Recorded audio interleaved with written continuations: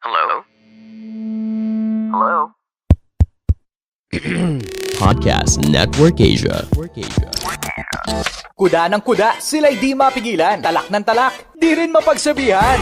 Kaya yan na, ginawa ng podcast, ang Tambalan. Hey! Tambala na! Welcome to episode 20 of the Tambalan Podcast. Alam niyo, matutuwa kayo sa podcast na ito. Bakit? Nagsimula siya sa storya ng faith, nag-ending siya sa storya ng bashing. Kung paano nangyari ng lahat ng yan, ay pakinggan nyo na lang. Mula sa Mahiwagang Burnay, ang kwento. Hi Tambalan! I am Jinky, all the way from Cebu. I am an avid fan of your tandem for the longest time. More than the laughter that you bring, nakaka-good vibes din ang mga real talk and advice na binibigay ninyo. For that, thank you na marami. I decided to write after watching Mommy Nicole and Daddy Ren share the powerful message from God through their daughter, Princess. I was inspired and moved by their story of miracle and hope. It was 2019 when my head started to ache. Sabi ko, baka fatigue lang. Aside kasi from my regular job as a BPO supervisor, nag-host din ako on the side. Hindi ko naman kailangang pagsabayin kasi passion ko lang talaga ang hosting. As days go by, nahihilo, nagsusuka, nilalagnat, at nawawala na ako ng ganang kumain. It went on for weeks and nagsimula na akong mag-absent sa work. I had a blood test done. The doctor sat me down. Chronic kidney disease. Stage 5. I was referred to a nephrologist and was told to undergo dialysis. Hindi ko matanggap nung una. Bakit ako? Bakit ganito? I started to blame myself. Sana I ate healthy. Kinakain ko kasi lahat kahit maalat. Inom ako ng diet coffee, diet pills, gluta shots. Umiinom pa nga ako ng gamot na prescribed for diabetics kasi it regulates carb intake daw. Dinoble ko pa ang inom para bumilis ang epekto. Mahilig din ako mag-bar. Inom dito, inom doon, soda here and there, minimal water intake. In the end, hindi na kinaya ng kidneys ko ang unhealthy lifestyle ko. Ayoko magpa-dialysis noong una kasi ayokong maging pabigat sa pamilya. Ang mahal ng dialysis. Pero dahil kailangan, itinuloy ko na. I met other patients and sinasabi nila na bata ka pa, gagaling ka pa, manalig ka lang. I wanted to believe them so I claimed it. In April 2020, Cebu became a hotspot for COVID-19.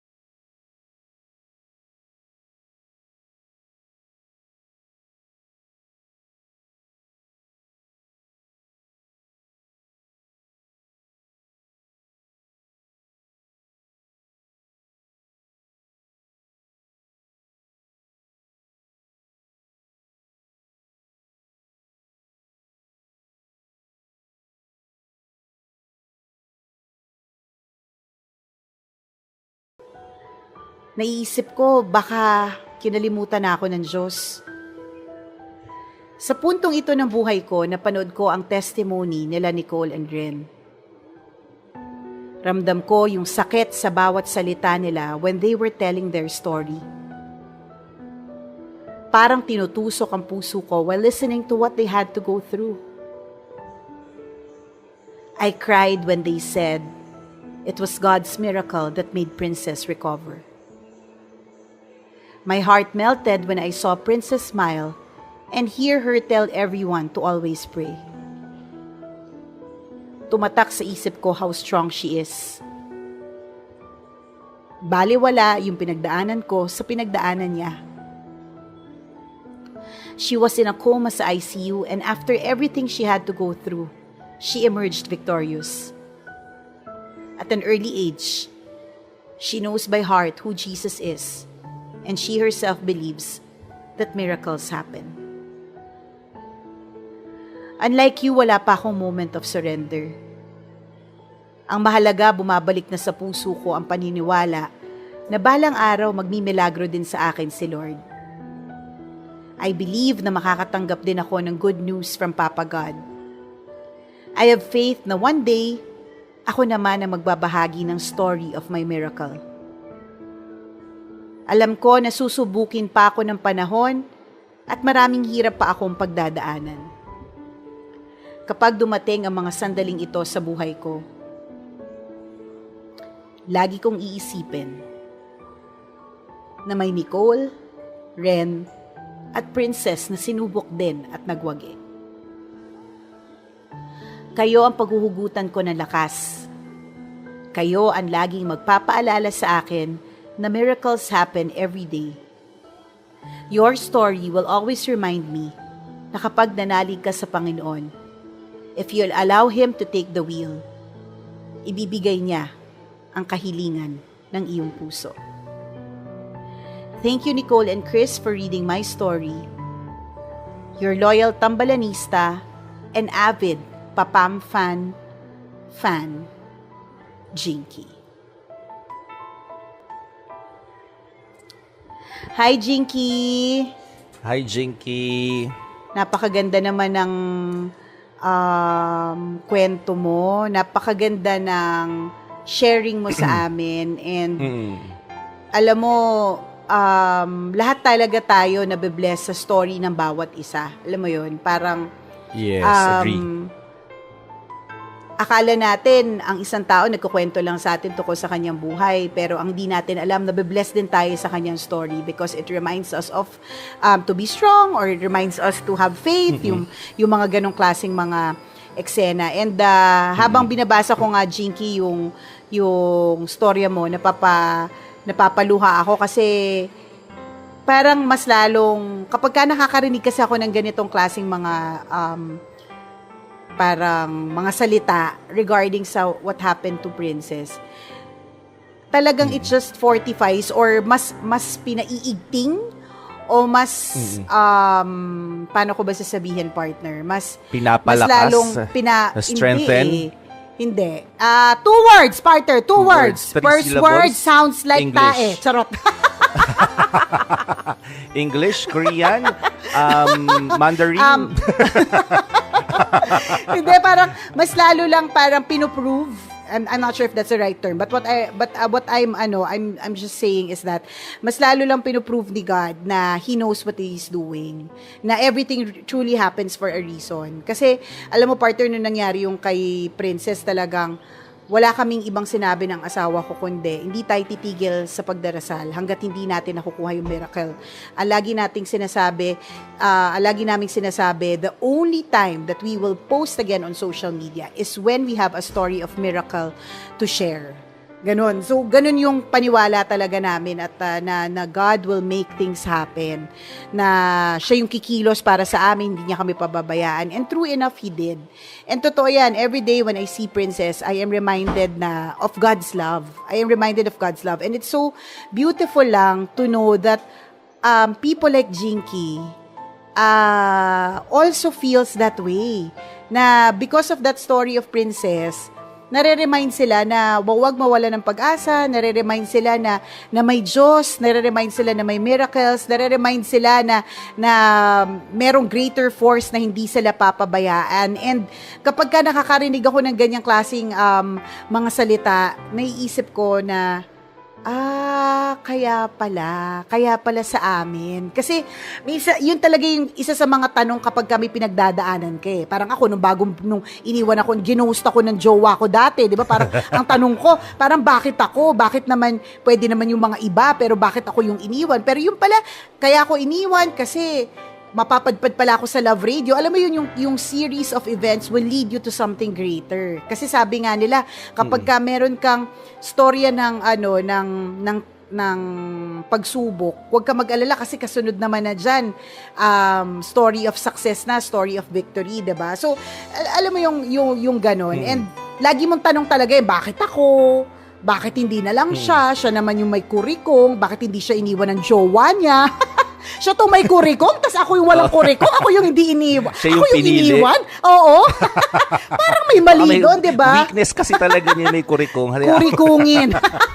Yun talaga yung gusto niya, yung kurikungin, di ba? So, may mga ganun kang klase mga questions. And when that happened to Princess, those were my exact questions. Bakit kami? Bakit sa amin? Bakit si Princess? Yes. Natandaan ko nga yung ito singit lang bago ko ituloy. Yung may isa akong basher na nabasa. Sabi niya, bakit mo naman tinatanong kung bakit si Princess? Anong gusto mo? Ibang bata? Ha? Parang gusto ko sabihin talaga pati. May sinabi ba akong ganun? Yung mga tao talaga kakaiba mag-isip. Parang, okay. Mema diba? Lang no? Mema. May masabi. So anyway, but it's a normal question to ask. And us being humans, natural lang para sa atin yung magtanong ng gano'n na bakit ako? Parang sasabihin mo pa, mabait naman ako. Parang, alam mo yun, may mga sa isa-isip mo, parang may inisa-isa ka pa sa utak mo na mga mas masama kaysa sa'yo. 'Di ba? Pero bakit sila? May bagong refrigerator, may bagong trabaho, may bagong bisikleta. Tapos, wala may sakit sa pamilya nila. Tapos ikaw na parang, ikaw yung mas mabait, alam mo, pero bakit ikaw yung binigyan ng ganyang klaseng pagsubok, 'di ba? Normal yung question na yan bakit ako, bakit sa akin? Pero again, ulitin natin, in time, God will make you understand why it had to happen. Bakit kailangan mangyari? And kami sa amin, partner, isa sa mga talagang konkretong dahilan kung bakit nangyari sa amin yun is para itama yung mga mali. Itama yung mga... Buti nakita nyo agad yung dahilan, no? Oo, partner. May inaayos May inaayos. Oo, yun. Totoo yun. That's a perfect term. Mm-hmm. Correct. May inaayos. And in the case of Jinky, diba, ang inaayos sa kanya yung kanyang lifestyle. Kasi baka mamaya, kung hindi pa nangyari sa kanya na may naramdaman siya or whatever, hindi niya pa na-discover yung mga ganyan, hindi niya ma-realize na lang isang araw, too late na kasi yung kidney niya, kulangot na lang kalaki. Hindi na maisasalba, hindi na madadialysis. 'Di ba wala talagang syug-asa, 'di ba? So, alam mo yun, iaayos kasi ni Lord Kaya nga 'di ba, our rejections are always redirections.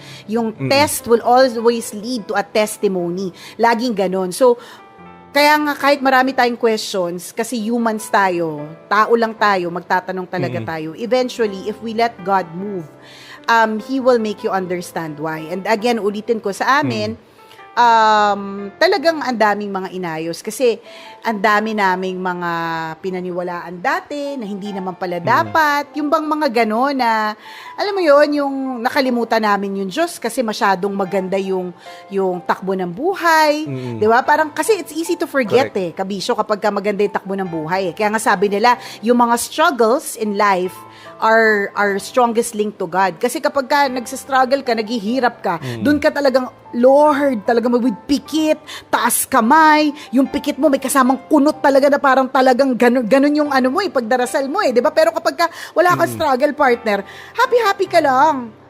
Nagsimba naman ako or nagpray na ako kanina, 'di ba? Yung mga ganun. But, yun yung mga inaayos ni Lord sa atin. And consider yourself blessed. Sabi nga nung isa kong kaibigan, you are one of the chosen ones. Ang hirap tanggapin nun kapag ka nasa gitna ka ng sakit, kapag ka namimilipit ka sa sakit, or nasa bingit ng buhay, yung mahal mo sa buhay. Pero eventually, kapag ka kinapitan mo yon, yung you are one of the chosen ones, marirealize mo na, I mean, hindi naman lahat binibigyan ng ganitong pagsubok pero sa akin ibinigay. Kasi siguro nga kung i-compare mo sa artista, sa pinakamagaling na artista, binibigay yung pinakamaraming lines, 'di ba? Tama, Kapag hindi ka magaling, pinakamahirap na role bibigay sa Yes. pinakamagaling na artista. Na artista, 'di ba? Kapag hindi ka Oo. magaling na artista, ano ka? Dadaan ka na nga, pasasabugin ka pa, ganun. Unang script pa lang, shootay ka na. Hindi ka na kasama sa susunod na script kasi hindi ka relevant, 'di ba? Yung bang mga ganon. So for Jinky, yan yung nakikita kong katulad nung sa amin, may inaayos lang talaga si Lord para sa iyo. And lagi mo tatandaan kapag yan i-elongate ni Lord ang life mo, ibig sabihin nun, may Correct. mission ka pa talaga. May mission ka pa, Totoo meron ka pa yun. mga kailangang gawin. And your story, in the same way that my story has blessed you, your story, Jinky, is now blessing a lot of people.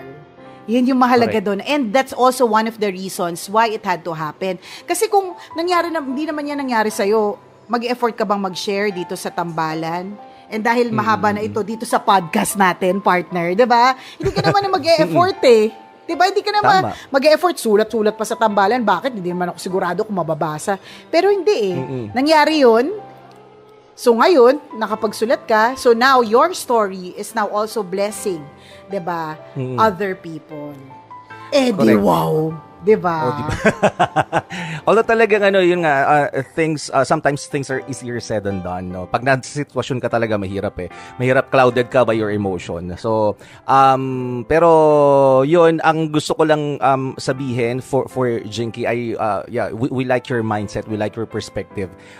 Positive ka, not that eventually things will be fine, things will be okay. At tama din yung sinabi mo, partner, no? Yung mga problema binibigay sa atin, anumang problema yan, relationship, finances, ang tawag dito, health risk, kagaya nung pinagdadaanan ngayon ni Jinky. Paraan kasi yan ni Lord para kalampagin talaga tayo. And very true yung sinabi mo na saka naman talaga natin naalala si Lord kapag meron tayong pinagdadaanan na problema. Pero sana reminder itong kwento sa atin ni Jinky at yung miracle story ng pamilya ni Nicole. Reminder ito para sa atin na sana wag na humantong sa sobrang napakalaking problema bago natin maalala si Lord. At bago natin maalala na may milagro pa lang nangyayari sa buhay natin. Actually, 'di ba yung every time na magigising natin, every time we wake up, 'di ba? Take a minute to think about what a privilege it is. Nagising ka. Diba? Na dumilat yung mata mo. Na healthy ka, na gumagalaw pa yung mga kamay mo, hindi siya manhid. Diba narinig mo yung nanay mo, tinatawag ka, kakain na ng almusal. Yung mga bagay na yan that we take for granted. Milagro na yan eh. Nagising ka, nakakarinig ka pa, binigyan ka pa ng isang araw para i-enjoy ang buhay ngayon. So, wag nating hintayin na magkasakit pa ako or di ba na parang magka-problema yung pamilya namin. May mangyari para maalala natin na tawagin si Lord. Sana hindi na ganoon. So, itong usapan natin ngayon, itong discussion natin ngayon, yung story ni Jinky at story ng pamilya ni Nicole, it's a reminder for us na Lord, di ba, salamat po. Hindi mo ako masyadong binibigyan ng napakalaking problema bago kita maalala. So ngayon pa lang, kung wala kang problema, may problema ka man, magpasalamat ka, mag-pray ka, Lord, salamat po ginising niyo ako ngayong umaga. At healthy ang family members namin, di ba? At kung ikaw naman, meron kayo pinagdadaanan, di ba, things will align for you. Trust it. Trust the process. Di ba? Mahirap mang maintindihan sa ngayon, pero things will be fine eventually. Panghawakan mo. Correct. But trust in the Isang Lord with all your heart malaking check. and lean not on your own understanding. Magandang Yes. perspective yun. True. Salamat, Jinky, for sharing your story with us. Napakaganda ng kwento mo. It has blessed us. It has blessed a lot of people. So we pray that magtuloy-tuloy na ang iyong recovery. Ha? Salamat for sharing. Yes. At kung ikaw ay Kapit meron lang, ka ring laban lang, kwento, Jinky. kapit lang. Kung meron ka ring kwento na gusto mong i-share sa amin, pwede mo kaming i-email. Send your stories at mahiwagangburnay@gmail.com. Mali mo, kwento mo na ang ating pag-uusapan sa mga susunod na araw. Kaya send mo na yan, Kabisyo. Yay! Tambala na! Tambalang Balahura at Balasubas, the podcast. sa pagpapatuloy ng ating Tambalan Podcast. Welcome to episode 20. Ba't gano'n ang arte ng 20? 21, 22, 23, 24. Oo nga, 20. ewan ko, Or masyado lang talaga tayong masyado lang tayong Siguro. Or masyado lang tayong marami lang tayong opinion. Tayo lang ba Pilipino yun, partner? Yung mga opinion, yung parang affected tayo sa lahat ng mga bagay-bagay, yung mga ganun. Tayo lang ba yun? Diba, yung nakita tayong mali, talagang nabibigyan lagi ng highlight. Kapag may maling sinabi ang isang tao, kahit hindi na yung mga popular figure, di ba? Yung mga ordinaryong tao, halimbawa ikaw sa kaibigan mo, hindi ba pag nagkamali siya ng sinasabi, tinatawanan mo, tapos i-emphasize mo pa, di ba? Pero sa ibang, ako naman, observation ko din, sa ibang bagay na parang pag nagkamali naman sila, tingnan mo yung mga vlog ng mga talagang, American. Minsan pag-iisipin mo, parang mali din yung sinabi niya. Pero hindi naman, pag nagbasa ka ng thread ng mga comment, hindi naman na-emphasize yun, hindi naman na-highlight. Samantalang tayo, di ba? Nagkamali lang isang tao, talagang magta-trending pa. Tingnan mo yung nangyari kay sino to? Si Catriona Gray. Di ba nagkamali siya nung nag-host siya ng Binibining Pilipinas, sinabi niya Venezuela at Valenzuela. Ay, sabi niya Venezuela. Sa halip na Valenzuela. Hindi ba nag-trending yun? Na parang, okay, hindi mo pwedeng pagbigyan, hindi mo pwedeng palagpasin yun. Na talagang naging bali-balita pa, di ba? Walang pinalalagpas dito sa pwede Pilipinas. Magkamali yung tao. Parang nakaka-lurky nga parang hindi mo alam kung saan ka lulugar. Halimbawa, mag-post ka ng mga achievements mo sa buhay. Sasabihin sa'yo, mayabang. Hindi ka naman mag-post, sasabihin, walang kwenta yung account mo. Diba? Yung bang mga ganun? Parang, okay, saan ako lulugar? Natandaan ko nga dati, partner. Kaya hindi ko alam kung dito lang ba yan sa Pilipinas yung ganyan toxic na culture. Feeling ko. Tsaka dito pag nagkamali ka sa grammar, ibabash ka talaga. Nung ako magkamali sa grammar, yung Tagalog mo nga, mali-mali din, binash ka ba? Hindi naman. Yung mga ganun. Hindi lang yun, partner. Hindi nga dapat nang bash ka tungkol sa grammar ng iba. Hindi naman niya pinapakaalaman yung may mali din sa mukha mo. Buti nga siya, mali lang niya grammar Sa iba, pucha, yung mukha mo may mali. Parang gusto mo sabihin, minsan may mga ganun mayayabang na parang sobrang yabang nito. Gusto mo sabihin, puti kuya, ang yabang mo pero yung singit mo talagang namumuong sama ng panahon sa itim, 'di ba? Madami ganyan yung mga bashers kung makabash wagas, pero alam mo naman na yung gilid ng ilong ang itim, ang baho, may amoy, ang oily. Pero huwag kang makapang-bash. Oo. Wala lang, naalala ko lang bigla nung syempre partner, my life is are my kids. So lalong-lalo na nung nagkaroon ako ng anak, 'di ba? Bago pa ako magkaroon ng anak, para dun sa mga bagong podcasters natin na hindi rin tambalanista or hindi natin avid listeners sa Love Radio, hindi po ako buntisin. Hindi po ako buntisin. Alala ko, tawan-tawa si Doc G sa term na yan sa Walwal Session. Sabi niya, parang normal lang sa akin yun, yung word na hindi buntisin. Parang kaya nagulat ako kay Doc G. Talagang tawan-tawa siya dun Parang gusto ko sabihin, Doc G, bayaran mo ka, tawan-tawa ka diba? So, normal lang sa akin yung term na yun. Kasi hindi naman talaga ako buntisin. Alam niyo po, mga kabisyo, mga nakikinig sa atin ngayon, lahat na po ginawa ko. Isang paa lang yung nakataas, dalawang paa yung nakataas, 'di ba? Nasa gilid ng kama, sa gilid ng upuan, nasa gilid ng mesa. Lahat na, kahit saan, loob ng refrigerator, sa loob ng chiller, lahat na ng mga pwedeng position, pwedeng gawin, pero hindi pa rin talaga ako buntisin. So it took me 3 years bago mapatunayan na wala talaga akong Adam's apple at babae ake. 3 taon na into my marriage na napatunayan na gumagana yung matris ko. And all the while dun sa 3 years na yun, ang dami kong opinion na naririnig. Sobrang dami. Keso, mahina, keso, meron pa nga isa, ang aga-aga. Sa ibang butas pinasok. Oo, yan. Mga tao talaga may masabi. Correct. Totoo yan. May mga maririnig ka pa na laki-laki ng asawa mo pero walang nagawa. Di ba yung mga ganun, parang meron pa nagsabing maluwag ako, ganyan. Mga ganun, kaya maluwag ka siguro kasi kaya nahulog agad yung mga sperm. Ganun ba? Parang Diyos ko Lord, sobrang dami nilang opinion at hindi natapos. Although madami namang good.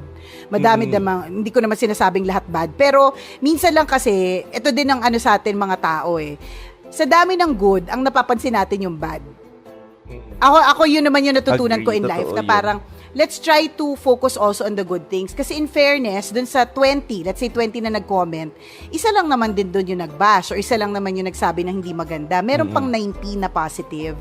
'Di ba? So ako yun naman yung natutunan ko later on in life after yung incident na yan na lahat ng mga maliliit na bagay, dinadamdam ko talaga. Unless parang hormonal ako. Minsan kasi pag hormonal ako, partner, umiinit yung ulo ko eh. Tulad ng isang beses, parang nag-init talaga yung ulo ko na isang Saturday na pagtingin ko, hindi nagawa ng DJ sa mga pinapagawa. Sermon talaga ako. Tapos pagkatapos nun, kakaloka. May ganun ako eh, parang re-reglahin ako na hindi ko maintindihan. Sabi ko, kainis eh. Most of the time, palalagpasin ko na lang. Parang uhaw na uhaw ka, pagod na pagod. Correct, may ganun eh. May ganun yung, ewan ko kung it's just me being a girl or it's just me, parang sometimes na, parang, minsan din kasi too much eh. Alam mo yun, minsan may hangganan lang din naman yung kabaitan mo. Tapos may hangganan din lang naman yung pwede mong intindihin yung mga tao. Yun. So sana hindi to naririnig ng iba nating mga DJs, no? Pero nag-init talaga yung ulo ko sa kanila ng isang araw, partner. Halo-halo na parang gusto ko sabihin. Siguro halo-halo na din, partner. Yung hormones, tsaka yung, syempre yung sitwasyon naman kung talagang kagalit-galit, talaga naman, bakit hindi ka magagalit? Diba? So, normal din yung reaction na yun. Correct, parang gutom din ako noon, ang aga. Para kasing ang aga, tas parang ang feeling ko kasi nung time na yun, parang bago ako nag-sermon sa group chat, sorry, ang layo na, ganito po talaga kami mag-usap ni Chuper, ang layo po na nararating ng mga usapan. Babalikan po namin yung buntis issue later, ha? Paalala nyo po, guys. Babalikan po namin yung entry sender, saka si Jinky, nakalimutan. Mamaya. Layo na. Ang layo na po. So anyways, eto na yon. Bago ako nag-open ng laptop, nakatingin ako sa phone ko, tapos nakita ko yung FB memories. At ngayon, kung makikita ninyo, ang FB memories po natin ay yung memories po natin a year ago na trying to find our way sa pandemic, alam mo yon, adjusting to the new normal, mga gano'n na parang, ay, 1 year ago na pala yung nagsuot ako ng ganito, nag-TikTok ako ng ganito, or 1 year ago since I had TikTok, di ba? Madaming gano'n kung kailan nag-pandemya, saka nagkaroon ng TikTok account, yung mga gano'n. So, ako nakita ko yun, asa ko, 1 year na pala, no? Tapos bigla lang naisip ko, in fairness, nakapag-adjust naman din na dapat. Dapat kasi hindi, ang feeling ko lang kasi, kung hanggang ngayon, hindi ka pa rin nakapag-adjust, alam mo yon, parang feeling ko may mali doon eh. So, yun yung parang tumatakbo sa isip ko. Tas pagbukas ko ng laptop, nakita ko, ang daming mga hindi nag-submit ng mga kailangan na last year pa nating ginagawa. Na parang sabi ko sa utak ko, ang tagal na nito, parang lagi na lang ako nagre-remind. Ano mga bata? Ganun talaga.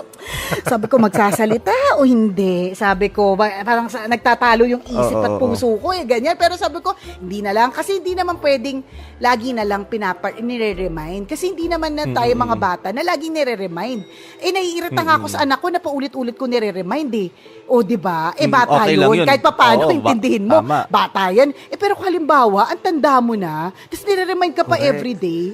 Kumbaga, 40 ka na, no? Tapos, nakakalimutan mo pa yung kakasabi mo lang kahapon. Kaya nga. Itong gagawin mo, gumawa ka ng ice candy, nakalimutan mo kung gumawa ng ice candy, kahapon mo lang sinabi. Tsaka araw-araw mo naman ginagawa yung paggawa ng ice candy, nakalimutan mo pa. Yun po talaga yung pinagalit ni Nicole kasi sabi niya po sa staff, gumawa ng ice candy, ang ginawa, yellow. Tapos ang dinahilan.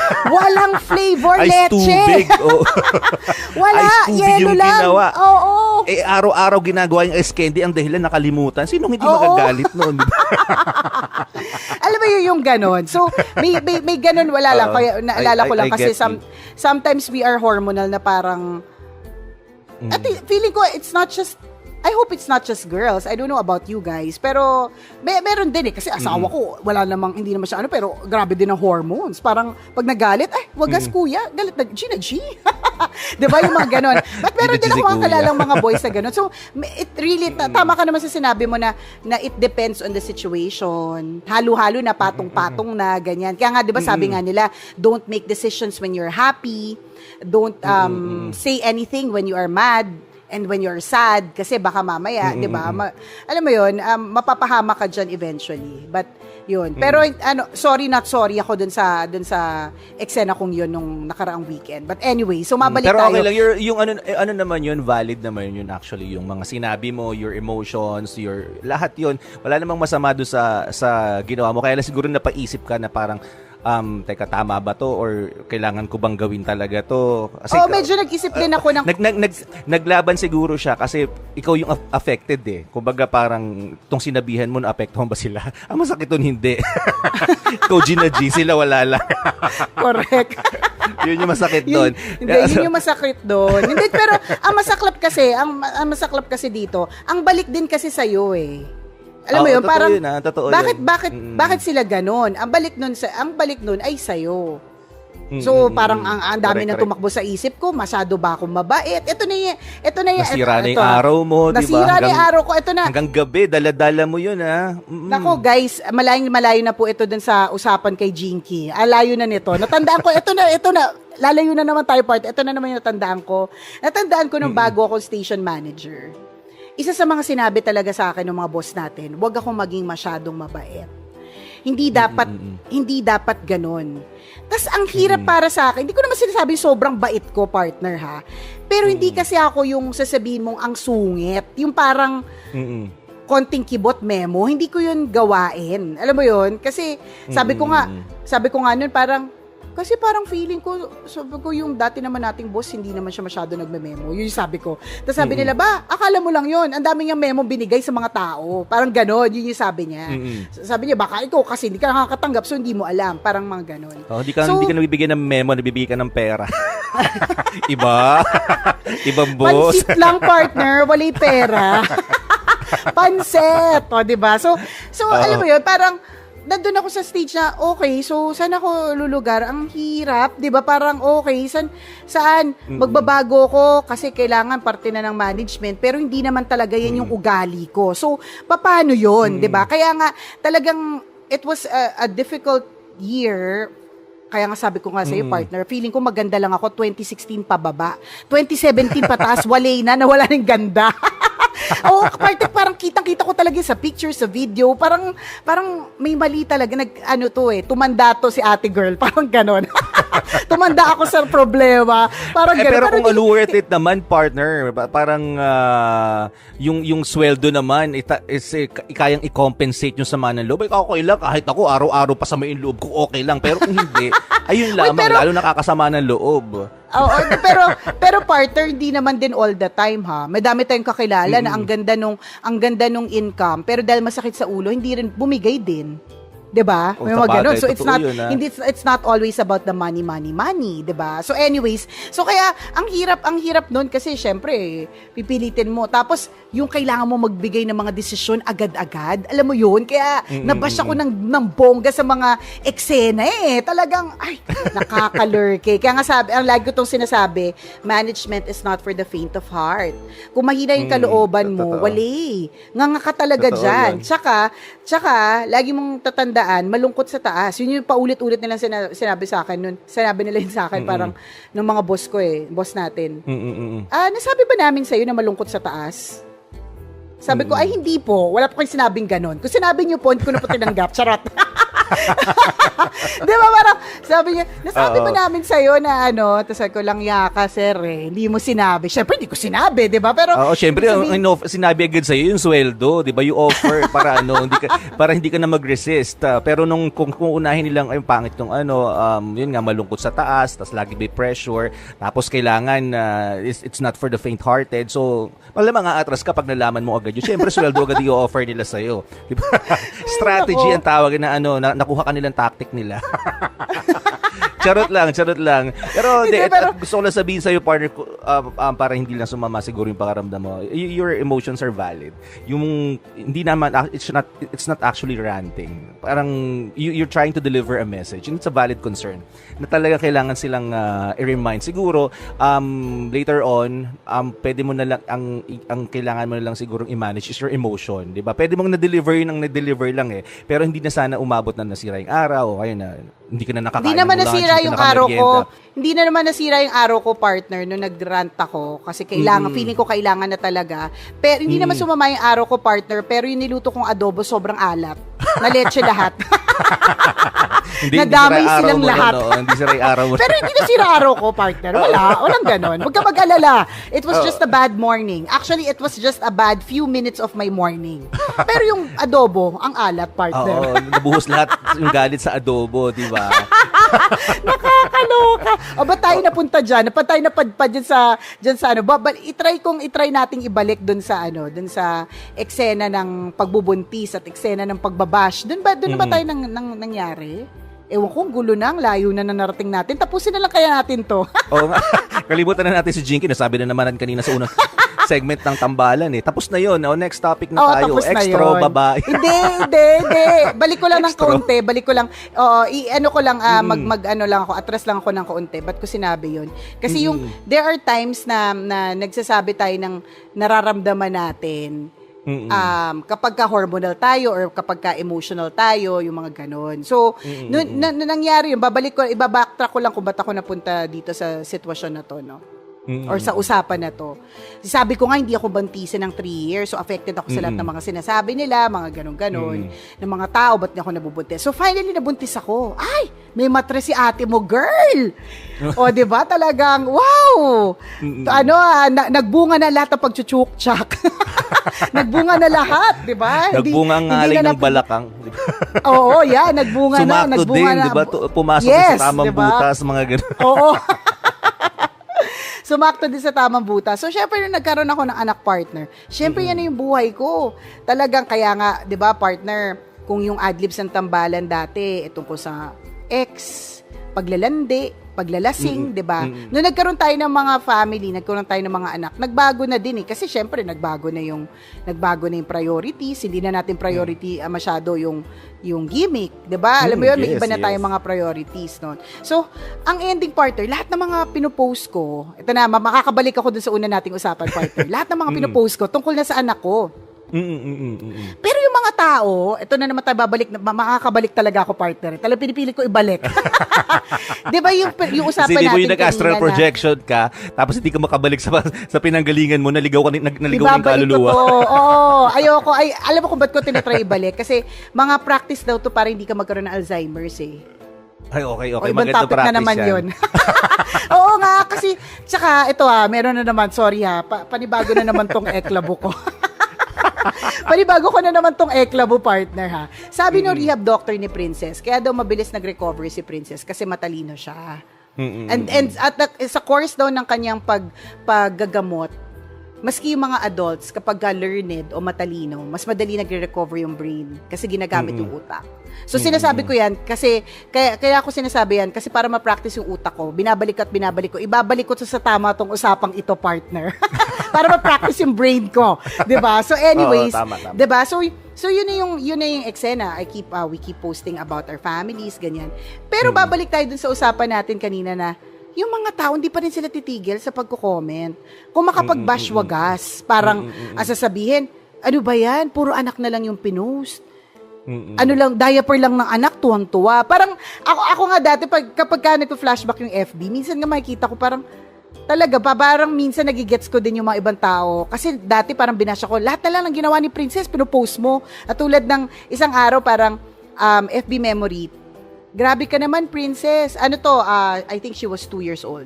Grabe ka naman, Princess. Tulog yung daddy mo. Sobra kang pilya. Nilagay mo yung sapatos sa balikat niya. Pero pag tinignan mo yung picture, parang hindi naman ganun yung tsura. parang basta hindi siya ganun. Kaya parang bigla mo maintindihan na okay. Parang ano to? Ang sinasabi lang natin minsan, ang sobrang dami nating opinion sa mga posting ng mga iba, hindi na lang natin hayaan din. Happiness nila yun eh. Diba? Happiness nila yun eh.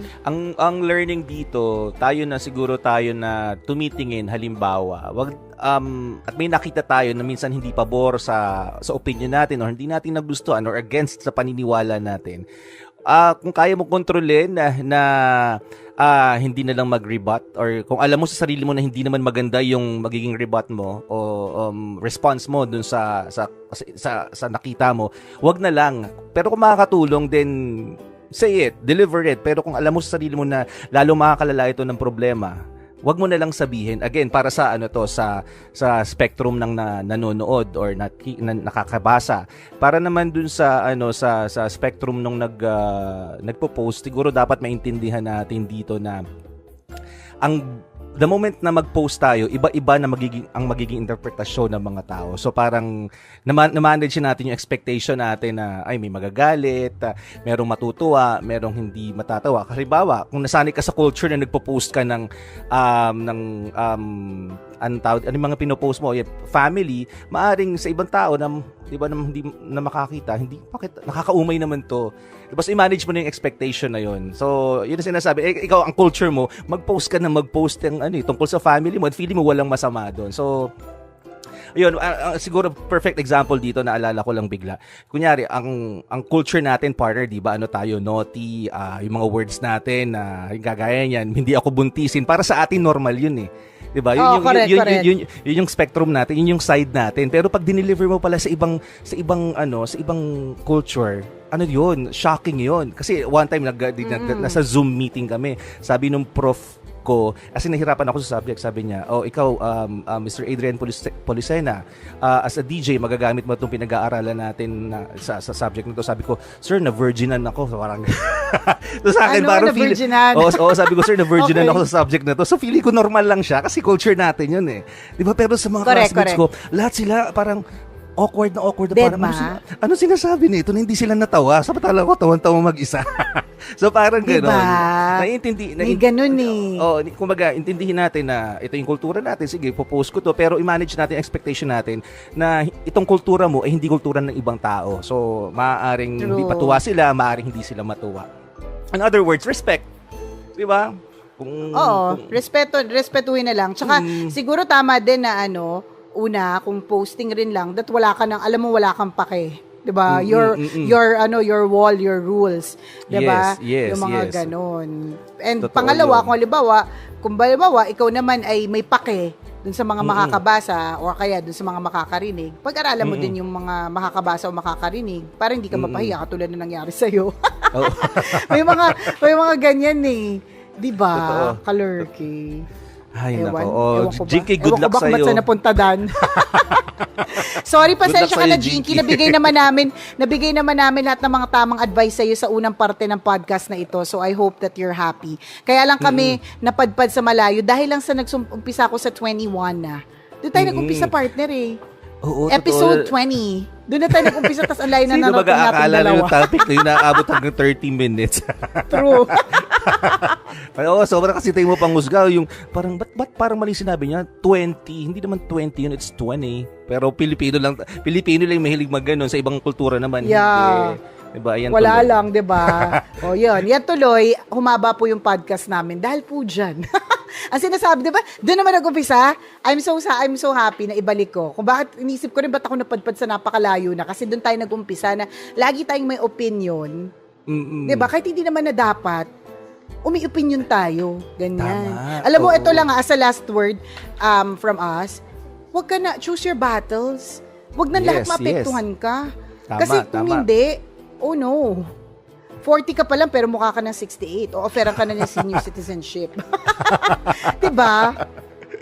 Choose your battles and choose them well. Choose wisely. Hindi ka dapat na mainis sa lahat at maapektuhan sa every little thing. Kasi ang dami pang ibang mga pwedeng pagkaabalahan sa world na ito. Okidoki? Tama. Maraming salamat sa pagtutok sa aming podcast, mga kabisyo. Muli ako po si Nicole Ayala.